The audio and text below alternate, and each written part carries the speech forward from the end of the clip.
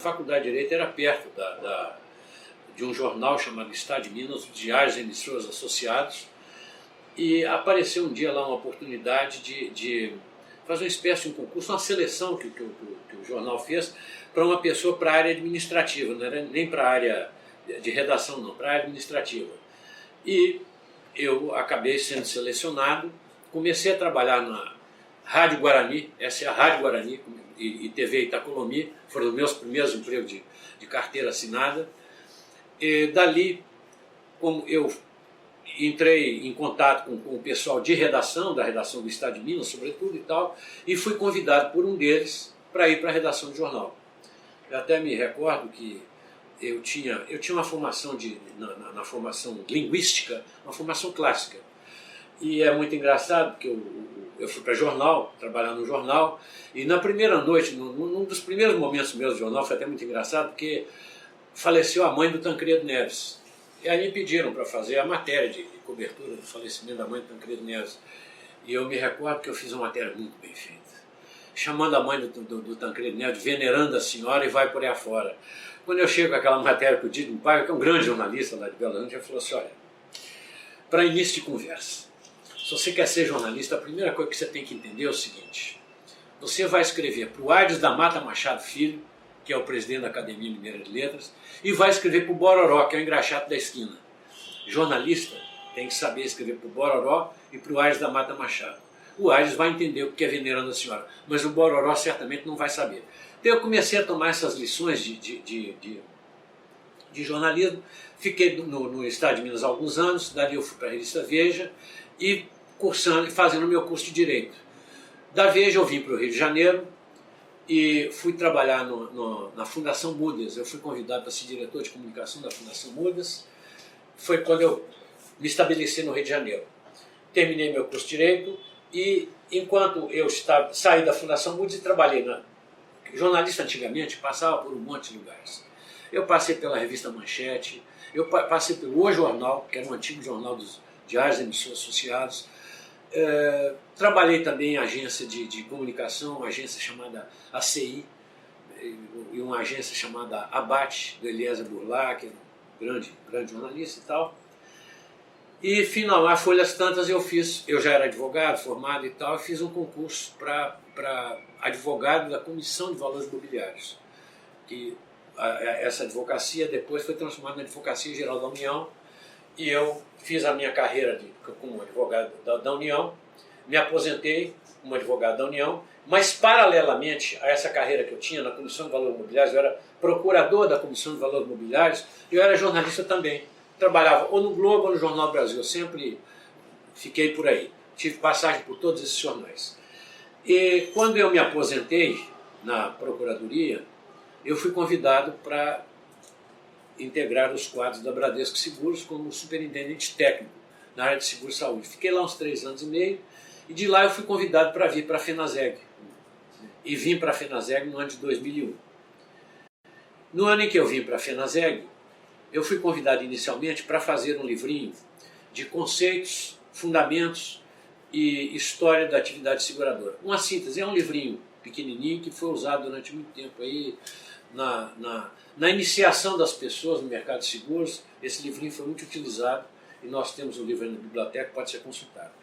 Em decorrência desse livro, quando a FENASEG estava para completar 50 anos de existência, isso foi no ano de 2001, eu fui convidado para escrever esse livro do Retrato de Vargas à Carta de Brasília, que é um livro, ele tem algumas coisas interessantes, porque ele mostra como que a atividade institucional do mercado segurador sempre esteve muito próximo das linhas de decisão, das grandes linhas de decisão de política econômica, essa coisa toda no Brasil. Para você ter uma ideia, o primeiro presidente da FENASEG, por coincidência, e por um desses acontecimentos da história do Brasil, golpe de Estado, essa coisa toda que de vez em quando acontecia, hoje não acontece mais, acabou sendo presidente da República por alguns dias. Foi o Carlos Luz. O primeiro presidente da FENASEG chegou a ser presidente da República, porque ele era do Congresso Nacional, presidente do Congresso, ele acabou se tornando, numa das crises de 1953, ele acabou presidente da República. Esse livro retrata a proximidade, por exemplo, do mercado de seguros, a interlocução do mercado de seguros com o governo, que sempre se deu numa linha muito elevada. Eu gosto sempre de lembrar isso, que um dos interlocutores do mercado de seguros no governo de Getúlio Vargas, por exemplo, era ninguém menos que o maior sociólogo brasileiro, juntamente com Gilberto Amado, que é Oliveira Viana. Era o interlocutor do mercado de seguros. E teve um determinado momento na história do mercado de seguros, uma coisa curiosa também. O mercado de seguros já teve, como presidente do Sindicato das Seguradoras, um presidente da Academia Brasileira de Letras. Então, quer dizer, essas coisas todas, o Rodrigo Otávio Filho, presidente da Academia Brasileira de Letras e presidente do Sindicato de Seguradores. Então, a vida institucional de representação do mercado de seguradores sempre foi uma coisa num nível muito elevado. Eu procurei retratar isso, daí é que eu digo, do retrato de Vargas à Carta de Brasília, eu quis dar mesmo um status de federativo para esse livro, uma cara de federação para esse livro, exatamente por isso, porque a Federação das Seguradoras, ela era de fato uma federação, sempre foi de fato uma federação. Esse livro teve uma edição nova, mais recente. Outro livro que foi escrito, que é esse aqui, O Parceiro do Rio, é a história do Sindicato das Seguradoras, que tem uma história mais antiga ainda, que é a história da FENASEG. Porque os sindicatos de seguradoras é que fundaram a Federação das Seguradoras, em 1951. Os sindicatos têm uma história que remonta à década de 30. Havia no Brasil antigamente, o mercado segurador brasileiro, até o governo Getúlio Vargas, o início do processo de nacionalização do mercado, ele era dominado por companhias inglesas.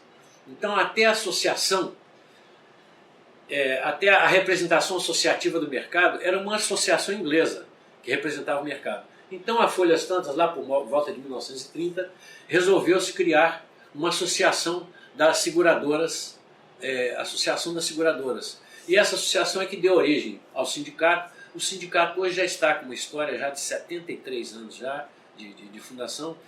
E uma coisa que eu procurei mostrar aqui na história do Sindicato do Rio de Janeiro, por exemplo, que é um sindicato que tem uma cara de sindicato nacional, porque ele foi criado na capital da República. Nesse livro eu relato, por exemplo, discussões do presidente do sindicato das seguradoras com o presidente da República. Tem coisas assim, curiosíssimas na história do Brasil que se confundem com a história dos seguros. Quer ver um exemplo?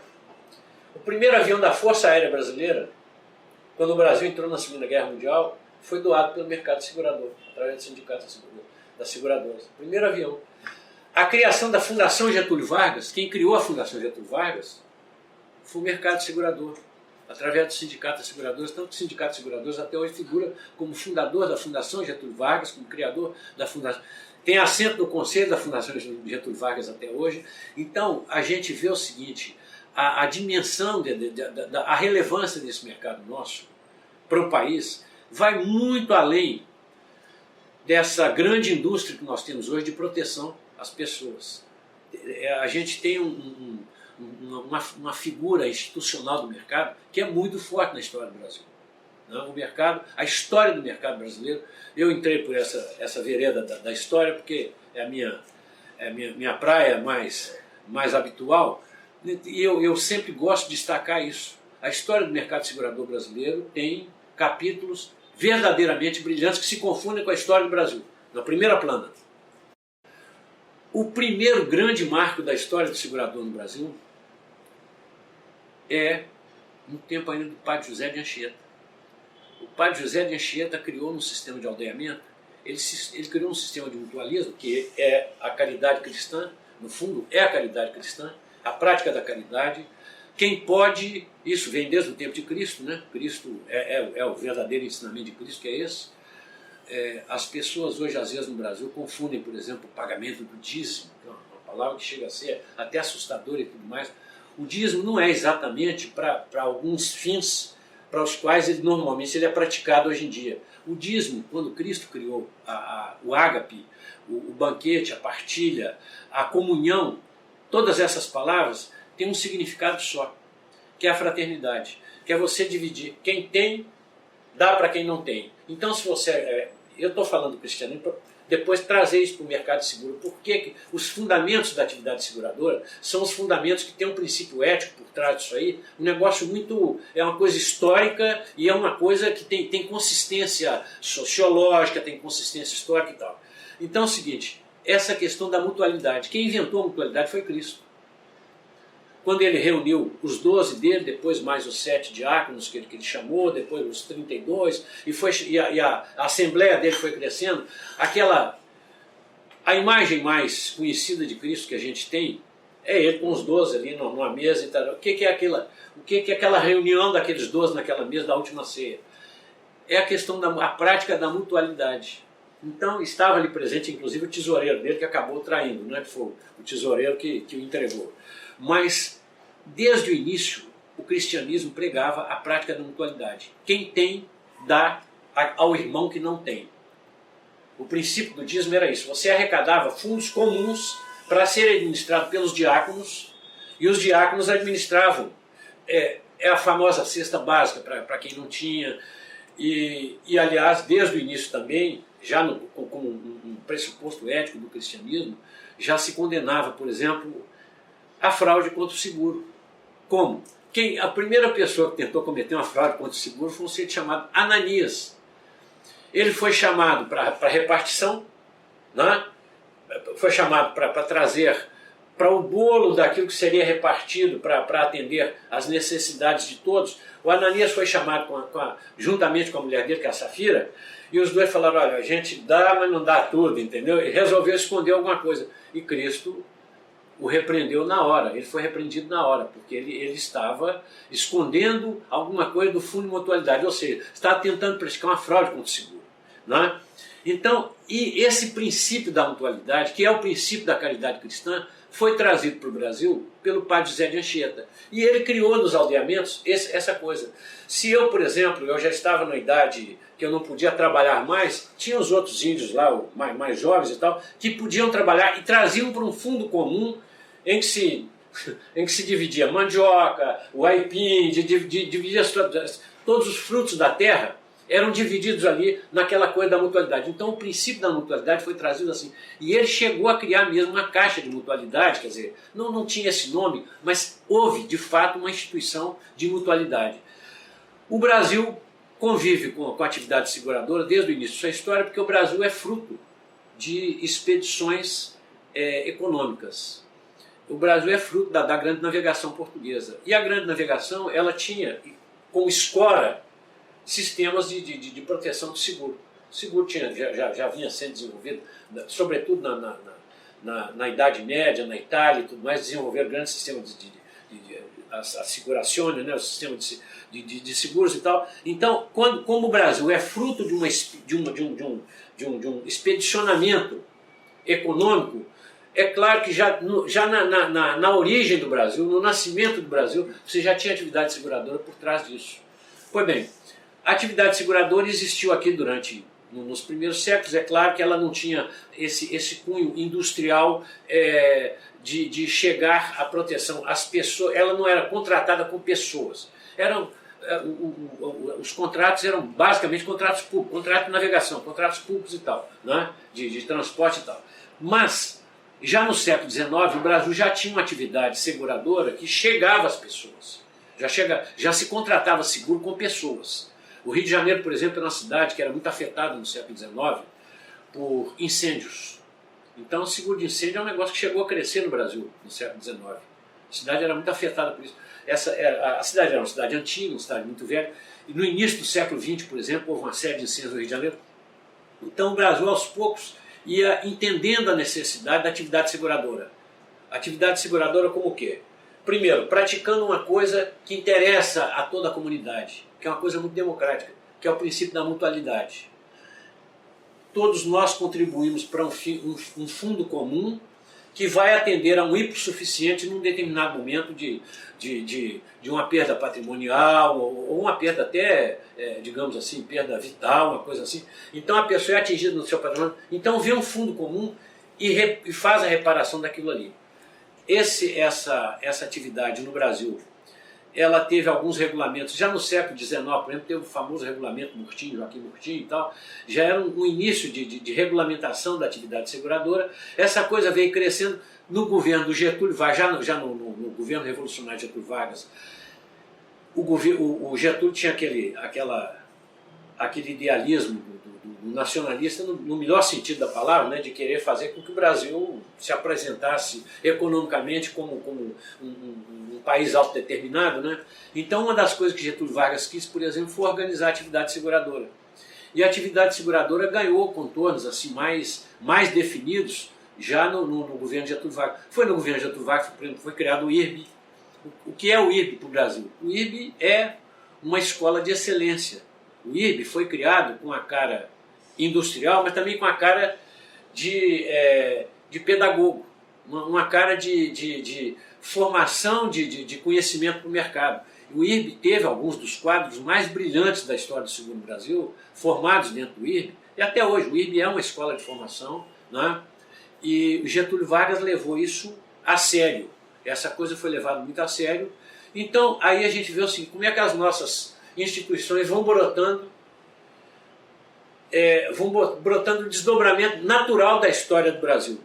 O Brasil nasce como um empreendimento econômico que tinha uma atividade seguradora por trás. O Brasil nasce como um projeto de colonização espiritual que foi estimulado pelo Concílio de Trento de 1536 até 1545, houve o Concílio de Trento, e uma das coisas que o Concílio de Trento estimulava era exatamente isso. Era a questão nos aldeamentos, a defesa comum, aquela coisa toda das populações autóctones, que foi o que os jesuítas vieram fazer aqui, e trouxeram esse princípio da mutualidade para o Brasil, e foi um dos princípios que gerou a gente tem um negócio chamado inconsciente coletivo. Eu poderia te dizer com toda certeza que no inconsciente coletivo do povo brasileiro, é por isso que o povo brasileiro, apesar de alguns traços macunaímicos que nós herdamos, infelizmente o Brasil tem alguns traços macunaímicos, mas nós temos alguns traços de generosidade, por exemplo, que todos eles são herdados dessa coisa que está na origem, está na semente da gestação do povo brasileiro, que é, e por trás disso a gente pode ver o quê? O princípio da mutualidade. O povo brasileiro é naturalmente predisposto a dividir o prejuízo com o próximo. Há uma propensão natural, por isso é que a atividade seguradora hoje no Brasil ela é uma atividade grande. Mas eu acho que ela vem a ser uma atividade muito maior ainda, pois isso é uma coisa, isso está no nosso sangue, está no nosso DNA, não é? A principal contribuição do IRB é o seguinte, o IRB inventou o seguro brasileiro, vamos dizer assim. Porque, claro, você tinha um modelo industrial, um modelo comercial do seguro, etc, etc. Mas esse modelo tinha que ganhar uma cara brasileira. E o IRB, algumas pessoas genialíssimas que passaram pelo IRB, né? Eu poderia citar, por exemplo, José Lopes de Oliveira. São pessoas, José Lopes de Oliveira é um homem que ajudou a desenhar o seguro, por exemplo, o seguro habitacional. Foi desenhado, dentro do IRB nasceram grandes ideias do seguro brasileiro. Grandes, por exemplo, dentro do IRB nasceu a discussão no IRB, do sindicato e da FENASEG, a discussão sobre o seguro, o modo a capilaridade do sistema de seguro. Então esse negócio da atividade bancária ligada ao seguro, essas ideias todas foram discutidas dentro do IRB, junto com o mercado, junto com a Federação das Seguradoras, junto com o Sindicato das Seguradoras. E o IRB teve, sobretudo, um papel que foi um papel de dar consciência profissional para as primeiras gerações de seguradores brasileiros. O IRB teve esse papel. O IRB teve um papel de formação da consciência profissional. Hoje, um segurador brasileiro ele tem uma cara de segurador brasileiro. E essa cara a gente pode, com toda tranquilidade, dizer que nasceu de um projeto, que era um projeto de nacionalidade, que foi implementado dentro do IRB e que conseguiu, felizmente, ele conseguiu conseguiu uma certa... ele conseguiu penetrar na alma do segurador brasileiro. Então, você tem, na atividade seguradora brasileira, você pega algumas seguradoras, não vou citar o nome, mas você tem as seguradoras brasileiras, por exemplo, algumas delas, são profundamente comprometidos com os grandes projetos sociais do Brasil. Eu poderia te citar a seguradora, vou citar uma, eu trabalhei lá, a seguradora Bradesco, Bradesco Seguros. A Bradesco Seguros e o Banco Bradesco têm a Fundação Bradesco, que é um dos projetos educacionais mais extraordinários que tem nesse país. É uma das coisas mais sensacionais que você tem no Brasil. Você tem a Sul América estimulando, por exemplo, a questão da prática da sustentabilidade, a Porto Seguro estimulando a prática da sustentabilidade. Então as seguradoras brasileiras, elas têm um comprometimento com o país, e essa coisa a gente pode dizer, primeiro, está na alma natural do povo brasileiro, que tem por trás toda essa coisa que eu me referi, né, esse gens histórico, que é uma coisa muito antiga, a mutualidade, essa coisa toda, essa propensão natural para a generosidade do povo brasileiro que sabe dividir, mas tem também essa coisa da didática que foi criada no IRB e que, graças a Deus, conseguiu chegar aos nossos seguradores e deu para eles uma consciência de segurador brasileiro, que eu acho que é diferente da consciência. Tem um lastro comum de consciência de todo segurador no mundo, que é uma atividade industrial, tudo muito bem, mas ela tem um colorido verde e amarelo que a gente não pode disfarçar, é indisfarçável. Olha, o regime militar teve um impacto, sobretudo na parte, digamos assim, dos seguros de infraestrutura, esses seguros que garantem a infraestrutura, porque foi um período, a gente teve nos governos militares, eu não vou discutir intenções, não discuto intenções, porque isso faz parte da história, eu não vou discutir a história, eu vou discutir o resultado da história. O resultado da história é o seguinte: nós tivemos alguns governos militares, períodos de desenvolvimento, é inegável, desenvolvimento econômico do Brasil, porque o Brasil se organizou num determinado sentido e tal, e o Brasil teve um grande desenvolvimento durante os governos militares. A gente tinha na época, por exemplo, crescimento do PIB 12% ao ano, aquela coisa toda, e isso permitiu ao Brasil empreender algumas grandes obras como Itaipu, a Belém-Brasília, a grande construção de ponte em Niterói, essas grandes obras, e todas essas grandes obras só chegaram ao fim, ao término do seu projeto de implantação, todas elas, porque havia uma certeza por trás de tudo isso, que era a certeza que era dada pelo seguro. Então o seguro teve um desenvolvimento nessa área, e teve também durante o governo militar também seguro agrícola. O Brasil teve uma expansão agrícola muito grande na época, e o seguro agrícola começou a ensaiar um desenvolvimento. Essa ideia de seguro agrícola tem uma ideia muito bonita, porque é uma ideia que nasceu de algumas figuras como o Carlos Mota, que foi uma das pessoas que, quando presidente da FENASEG, mais discutiu o seguro agrícola. Desenhou-se um modelo de seguro agrícola que é bom para o Brasil, né? E desenhou-se, e ele teve o início de desenvolvimento exatamente durante o governo militar, né? Então teve esse lado muito positivo. Já que você falou no período do período militar, vamos falar também no período civilista. Juscelino Kubitschek, por exemplo, foi um período também de grandes construções, etc. E foi um período também em que se organizou muita coisa na atividade seguradora. O Juscelino Kubitschek chegou a pensar na Bolsa dos Seguros. Ele chegou a inaugurar, no IRB, foi inaugurado com o IRB, uma bolsa. O mercado segurador brasileiro teria uma bolsa, que seria uma bolsa de liquidações, que seria uma coisa parecida com o que vai se tentar fazer no Brasil agora, está se tentando fazer, transformar o Brasil num centro mundial de resseguros, digamos assim, um centro internacional de liquidação de resseguros. É uma coisa que já foi pensada lá na década de 50, pelo presidente Juscelino. Então a gente tem que ver o seguinte: ao longo do caminhar de toda a história do Brasil, você tem uma história que não é uma história paralela, é uma história de convergência da atividade seguradora com a história econômica, a história social do povo brasileiro. Década de 80 e 90, o que a gente tem mesmo é a consolidação de projetos que demandavam, digamos, uma certa liberdade contratual no sentido mais amplo, vamos dizer assim, e sem um excesso, às vezes, de vigilância, essa coisa toda e tal, e teve um desenvolvimento grande também, alguns produtos, porque o Brasil continua crescendo. E na medida que o país cresce, a escala de negócios no Brasil cresce, a escala de operação do país. O Brasil, de repente, é um país que tinha 2, 3 mil quilômetros de estrada asfalto. Eu vou dar um exemplo. Para nós hoje, a gente asfalto, vai citar asfalto como... Asfalto é a coisa mais comum hoje. Pirirical do Mato tem estrada de asfalto, entendeu? Mas o Brasil é um país que tinha 2 ou 3 mil quilômetros de estrada de asfalto, hoje é um país que deve ter mais de 100 mil quilômetros de estrada de asfalto. Não? Então você vê o seguinte: a escala do crescimento dos negócios e a infraestrutura no Brasil foi ganhando escala, tudo isso foi ganhando escala, e tudo isso foi ganhando escala juntamente com a atividade seguradora. Teve que ter sempre esse respaldo. E aí foram surgindo outros produtos. Como a população brasileira foi enriquecendo, isso é um processo também que não adianta a gente querer ideologicamente negar, porque é um processo.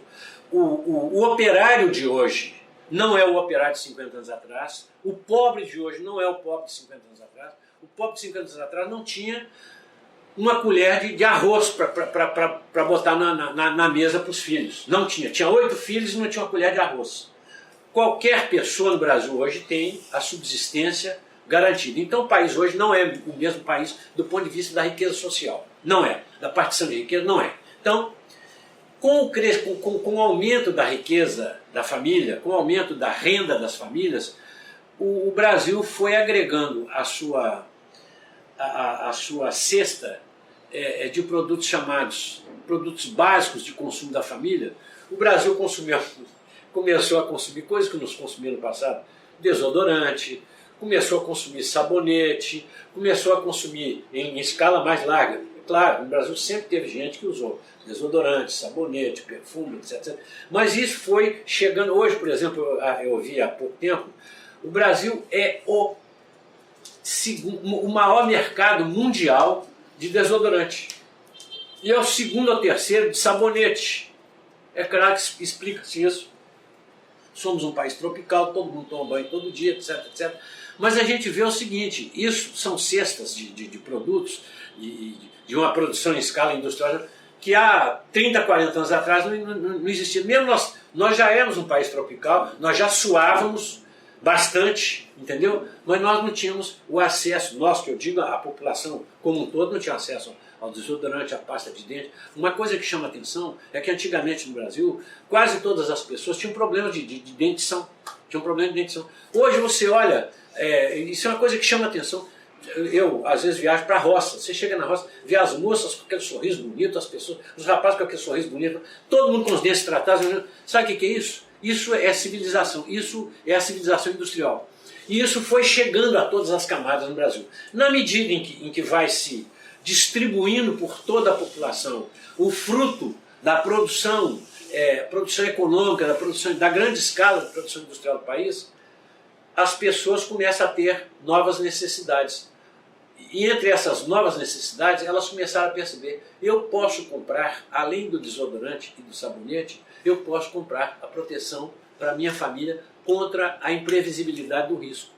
E aí começam a surgir os seguros, seguro de vida começa a crescer. Hoje você tem uma frota de veículos segurados no Brasil, deve ter mais de 30 milhões de veículos segurados no Brasil. Isso é uma coisa inimaginável há 30, 40 anos atrás.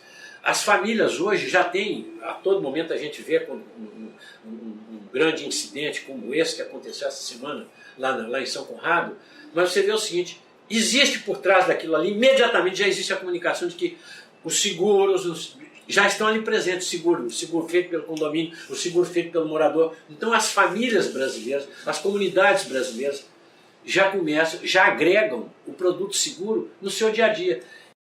Nós já estamos caminhando para ter o seguro vendido em banca de jornal. Isso é uma coisa fatal. Muito brevemente nós teremos uma capilaridade imensa da atividade seguradora no Brasil. Por quê?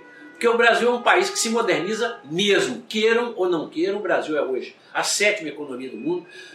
Só não é a 5ª este ano por alguns tropeços que serão resolvidos nos 2 ou 3 próximos anos. O Brasil, eu não tenho a menor dúvida, o Brasil com a dimensão continental que ele tem. E a dimensão continental não comprometida. Você tem países com dimensões continentais, como a Rússia, por exemplo, mas comprometido mais da metade do território pelo gelo. Nos Estados Unidos você tem comprometimento de clima, em mais da metade do território. No Brasil nós não temos. Então nós temos um país com uma grande natureza, uma grande geografia, e nós temos que fatalmente acabar sendo uma grande economia. Eu não tenho a menor dúvida que nos próximos anos nós estaremos aí com uma 5ª economia do mundo, e daí para mais, que a gente pode aspirar mais, mas não é aspirar só com aquela coisa aquele velho ranço guerreiro de querer ser o primeirão, não é nada disso não. É porque a gente aspira que o Brasil seja grande para que as pessoas tenham espaço para a felicidade. E nesse espaço de felicidade tem um espaço para o seguro, que o seguro nada mais é do que aquela velha coisa que eu acabei de falar.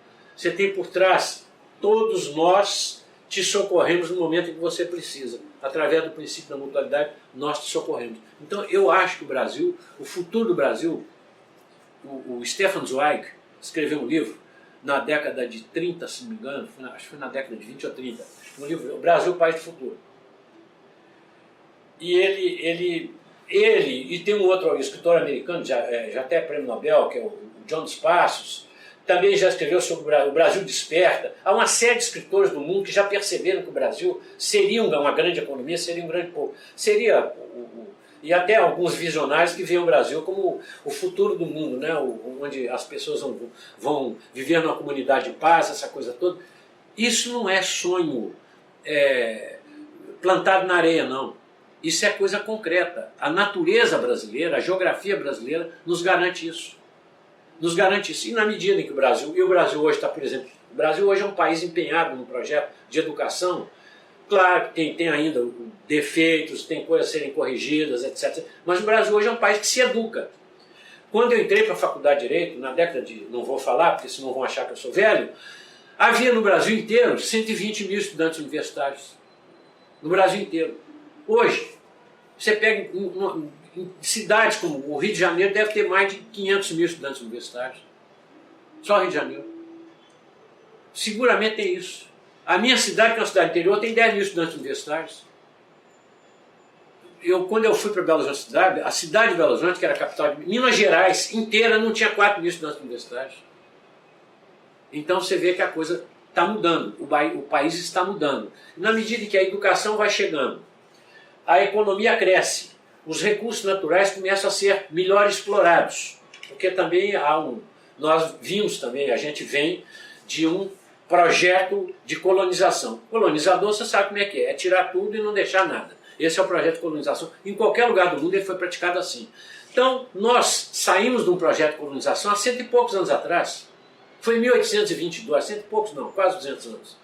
Mas 190 anos, não tem tanto tempo assim. Então nós somos um país muito jovem. E a todos aqueles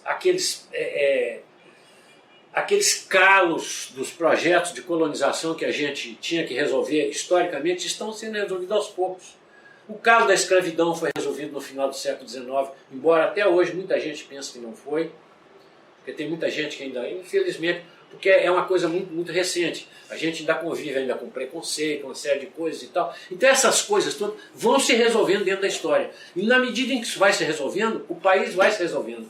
E o Brasil, a gente não tem a dúvida, aqueles visionários, aquele pessoal que fez aquele acampamento lá no Planalto Central, tem lá as igrejas, os templos lá, aqueles visionários, eles não estão inteiramente errados, eles não estão errados não.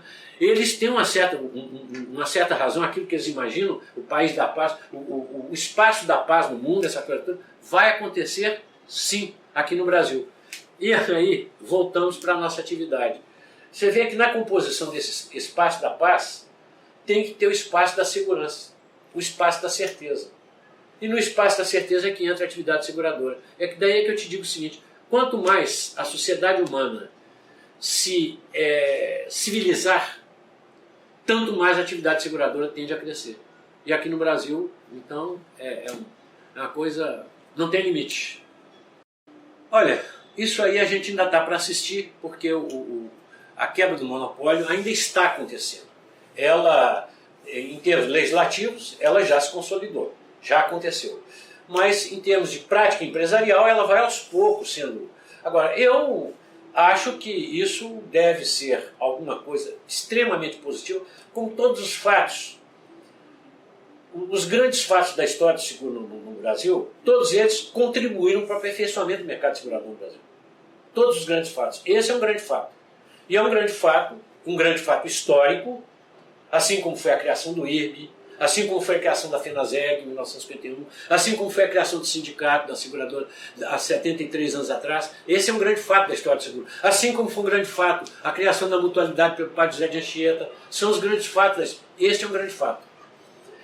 E o Brasil, a gente está vendo o seguinte, o Brasil é um país que desperta mesmo, o Brasil está a gente pode querer, por ideologia ou por engajamento político, sei lá, tentar negar, mas não dá para negar a história. A história é um negócio que não dá para tentar. Eu, às vezes, quando eu estou conversando com os meus amigos, do lado da minha origem seminarística, eu digo sempre o seguinte: as pessoas às vezes se esquecem que o dono da história, e quem diz isso não sou eu, é Hegel, que diz que o dono da história é o absoluto. Há um momento da tese, da antítese e da manifestação do absoluto, que é a síntese. A manifestação do absoluto, esse absoluto tem um nome que a gente chama em religião do Espírito Santo. O Espírito Santo é o dono da história. O Espírito Santo, ele ilumina a história. E a história, ela não caminha para uma coisa ruim, a história caminha para uma coisa boa. E um grande país como o nosso país caminha para uma coisa boa. O Brasil fatalmente já é uma coisa boa, nós podemos transformar o nosso país numa coisa muito melhor, no nosso dia a dia, etc, etc, mas será sempre uma coisa melhor. E nessa coisa sempre melhor, um dos fatos positivos, por exemplo, a quebra do monopólio, digamos assim.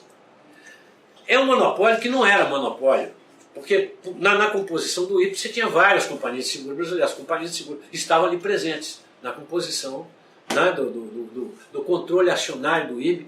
O mercado brasileiro já estava presente. Mas vamos considerar como quebra do monopólio do IPE. A quebra do monopólio, o que vai significar? Eu acredito que deve significar o surgimento de novos nichos de negócio, eu acredito muito nisso, com a cara brasileira. Porque até o sinistro do Brasil tem uma cara diferente dos outros lugares. Se você tem um sinistro num lugar onde as pessoas não têm solidariedade nenhuma, tem uma cara. Apenas a companhia de seguro vai correr para atender aquela coisa, vai ficar um negócio meramente negocial. Se você tem um sinistro numa cara, como é a cara do povo brasileiro, o brasileiro é capaz de enfrentar um sujeito: eu não te conheço, eu entro numa casa pegando fogo para tentar te salvar. Nós temos essa cara. Então, essas coisas todas fazem com que todos os produtos do seguro no Brasil tenham uma cara brasileira. Eu acredito nessa cara. Não é? Olha, eu acho que para o mercado segurador brasileiro, ele já se consolidou como um grande mercado, como um grande produtor, um grande gerador de produtos. Ele já conseguiu mostrar a necessidade do produto seguro na vida nacional. Não só na vida nacional, em escala, quando se considera em escala industrial, em escala econômica, em escala social, mas também na vida individual das pessoas. Então, o quadro está aí armado para que haja um desenvolvimento da atividade seguradora. O quadro está todo pronto. E esse quadro que vem sendo delineado há 500 anos, etc, etc. Com esses grandes momentos, como Getúlio Vargas, Juscelino, até o governo militar teve um papel nisso. Tudo isso concorre para que nós tenhamos toda uma moldura pronta para uma coisa bem maior. Uma moldura pronta. E nesse futuro maior, em que se pode apostar? Por exemplo, os seguros industriais. O Brasil é um país que vai e já está demandando grandes obras, já está demandando. Nós demandamos, hoje nós temos um projeto por exemplo, antigamente quem construía estrada ou era a prefeitura, o estado ou a federação. Hoje a gente sabe, até a iniciativa privada já constrói estrada, ou ela assume estradas, rodovias e tal. Então nós estamos vendo o seguinte: o Brasil, ele aos poucos, ele vai se tornando um grande empreendimento. Todo o Brasil vai se tornando um grande empreendimento. E esse grande empreendimento vai criar nichos para novos negócios. As grandes obras demandadas pela infraestrutura de transporte, sobretudo, o Brasil vai demandar um seguro voltado para esse negócio, seguro, essa coisa toda, né? A questão do microseguro, que é uma coisa que está nascendo no Brasil, e que dentro de mais alguns 5 anos ou 10 anos, o seguro vai ser como o desodorante. Todo mundo vai ter em casa, todo mundo vai ter. Você vai na banca, compra um seguro de 10 mil reais e leva para proteger a sua família. Se por um azar, naquele fim de semana qualquer, que ele venha a ser assassinado, ou caia, ou morra, ou qualquer coisa, a família dele está ali amparada por uma pequena quantidade, proporcional à coisa assegurada, etc., ao prêmio que ele pagou e tudo mais, mas terá sempre algum ali para garantir um momento de travessia da família. Então essas coisas, e é engraçado, a gente nota hoje que qualquer pessoa com quem você conversa já tem alguma noção de seguro. Eu, por exemplo, eu sou ouvidor num seguro, numa atividade seguradora, que é o seguro DPVAT. O seguro DPVAT é um seguro que protege a totalidade da população brasileira. E aos poucos, a totalidade da população brasileira vai sabendo disso. O seguro DPVAT paga mais de 300 mil indenizações por ano. Este ano deve pagar umas 300 mil indenizações. É quase 1.000 indenizações por dia. Então você vê o seguinte, e quem são os beneficiários desse? Normalmente, a população beneficiada pelo seguro IPVAT é aquela população que não tem nem automóvel. É o pobre coitado que vai atropelado no meio da rua, ele vai receber, a família vai receber o seguro IPVAT. Então, a gente já tem no Brasil um produto, que eu acho que é um produto, e esse é um produto jabuticaba, é um produto com cara brasileiro, o seguro IPVAT, que já é modelo para outros países do mundo. Então a gente já tem produtos jabuticabas no Brasil. Nós já temos isso. E a população vai aos poucos conhecendo. O seguro IPVAT está a todo momento agora na televisão, você vê essas campanhas, vai mostrando isso. E a população vai descobrindo o seguinte, que além daquela proteção que o Estado deve proporcionar, que a proteção aos direitos fundamentais da cidadania, toda pessoa tem o direito de inviolabilidade do domicílio, essas garantias individuais que o Estado tem que proporcionar, o sujeito vai percebendo que ele tem outras garantias que ele pode adquirir, fora dos mecanismos do Estado, que vai adquirir na atividade seguradora. Tá?